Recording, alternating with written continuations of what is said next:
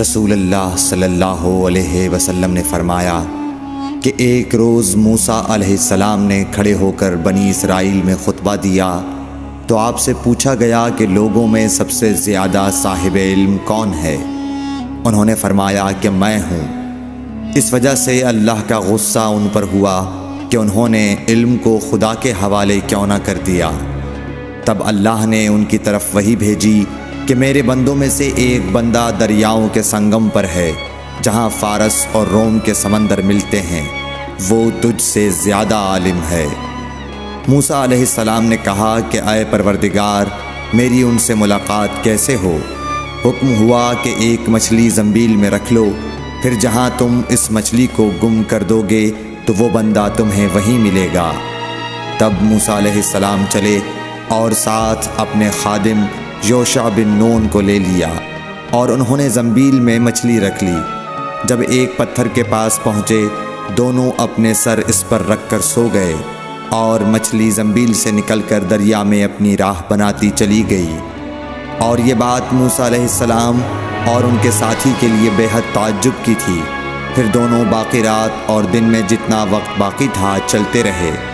جب صبح ہوئی، موسیٰ علیہ السلام نے خادم سے کہا، ہمارا ناشتہ لاؤ، اس سفر میں ہم نے کافی تکلیف اٹھائی ہے۔ اور موسیٰ علیہ السلام بالکل نہیں تھکے تھے، مگر جب اس جگہ سے آگے نکل گئے جہاں تک انہیں جانے کا حکم ملا تھا، تب ان کے خادم نے کہا کہ کیا آپ نے دیکھا تھا کہ جب ہم صخرہ کے پاس ٹھہرے تھے تو میں مچھلی کا ذکر بھول گیا؟ بقول بعض صخرہ کے نیچے آب حیات تھا، وہ اس مچھلی پر پڑا اور وہ زندہ ہو کر بقدرت الہی دریا میں چل دی۔ یہ سن کر موسیٰ علیہ السلام بولے کہ یہی وہ جگہ ہے جس کی ہمیں تلاش تھی، تو وہ پچھلے پاؤں واپس ہو گئے۔ جب پتھر تک پہنچے تو دیکھا کہ ایک شخص کپڑا اوڑھے ہوئے موجود ہے۔ موسیٰ علیہ السلام نے انہیں سلام کیا۔ خضر نے کہا کہ تمہاری سرزمین میں سلام کہاں؟ پھر موسیٰ علیہ السلام نے کہا کہ میں موسیٰ ہوں۔ خضر بولے کہ بنی اسرائیل کے موسیٰ؟ انہوں نے جواب دیا ہاں۔ پھر کہا کہ کیا میں آپ کے ساتھ چل سکتا ہوں تاکہ آپ مجھے ہدایت کی وہ باتیں بتلاؤ جو اللہ نے خاص آپ ہی کو سکھلائی ہیں؟ خضر بولے کہ تم میرے ساتھ صبر نہیں کر سکو گے۔ اے موسیٰ، مجھے اللہ نے ایسا علم دیا ہے جسے تم نہیں جانتے، اور تم کو جو علم دیا ہے اسے میں نہیں جانتا۔ اس پر موسیٰ علیہ السلام نے کہا کہ خدا نے چاہا تو آپ مجھے صابر پاؤ گے، اور میں کسی بات میں آپ کی نافرمانی نہیں کروں گا۔ پھر دونوں دریا کے کنارے کنارے پیدل چلے۔ ان کے پاس کوئی کشتی نہ تھی کہ ایک کشتی ان کے سامنے سے گزری تو کشتی والوں سے انہوں نے کہا کہ ہمیں بٹھا لو۔ خضر کو انہوں نے پہچان لیا اور بغیر کرائے کے سوار کر لیا۔ اتنے میں ایک چڑیا آئی اور کشتی کے کنارے پر بیٹھ گئی۔ پھر سمندر میں اس نے ایک یا دو چونچیں ماری۔ اسے دیکھ کر خضر بولے کہ اے موسیٰ، میرے اور تمہارے علم نے اللہ کے علم میں سے اتنا ہی کم کیا ہوگا جتنا اس چڑیا نے سمندر کے پانی سے۔ پھر خضر نے کشتی کے تختوں میں سے ایک تختہ نکال ڈالا۔ موسیٰ علیہ السلام نے کہا کہ ان لوگوں نے تو ہمیں کرایہ لیے بغیر مفت میں سوار کیا، اور آپ نے ان کی کشتی کی لکڑی اکھاڑ ڈالی تاکہ یہ ڈوب جائیں۔ خضر بولے کہ کیا میں نے نہیں کہا تھا کہ تم میرے ساتھ صبر نہیں کر سکو گے؟ اس پر موسیٰ علیہ السلام نے جواب دیا کہ بھول پر میری گرفت نہ کرو۔ پھر دونوں چلے۔ کشتی سے اتر کر ایک لڑکا بچوں کے ساتھ کھیل رہا تھا۔ خضر نے اوپر سے اس کا سر پکڑ کر ہاتھ سے اسے الگ کر دیا۔ موسیٰ علیہ السلام بول پڑے، کیا آپ نے ایک بے گناہ بچے کو بغیر کسی جانی حق کے مار ڈالا؟ غضب ہو گیا۔ خضر بولے کہ میں نے تم سے نہیں کہا تھا کہ تم میرے ساتھ صبر نہیں کر سکو گے؟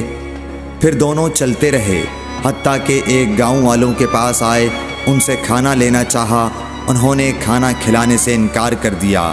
انہوں نے وہیں دیکھا کہ ایک دیوار اسی گاؤں میں گرنے کے قریب تھی۔ خضر نے اپنے ہاتھ کے اشارے سے اسے سیدھا کر دیا۔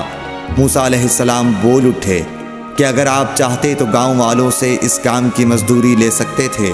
خضر نے کہا کہ بس اب ہم اور تم میں جدائی کا وقت آ گیا ہے۔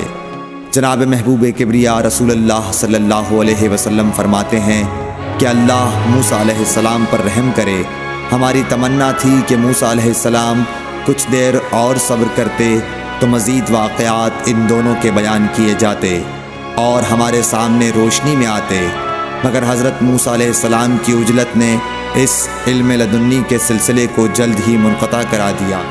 سعید بن جبیر نے اس کی تشریح کی، یعنی کشتی جہاں جا رہی تھی اس ملک میں ایک بادشاہ تھا۔ اس بادشاہ کا نام حدد بن بدد نقل کرتے ہیں، اور جس بچے کو حضرت خضر علیہ السلام نے قتل کیا تھا اس کا نام لوگ جیسور بیان کرتے ہیں۔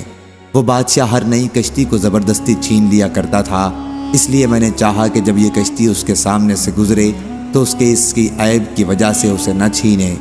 جب کشتی والے اس بادشاہ کی سلطنت سے گزر جائیں تو وہ خود اسے ٹھیک کر لیں گے اور اسے کام میں لاتے رہیں گے۔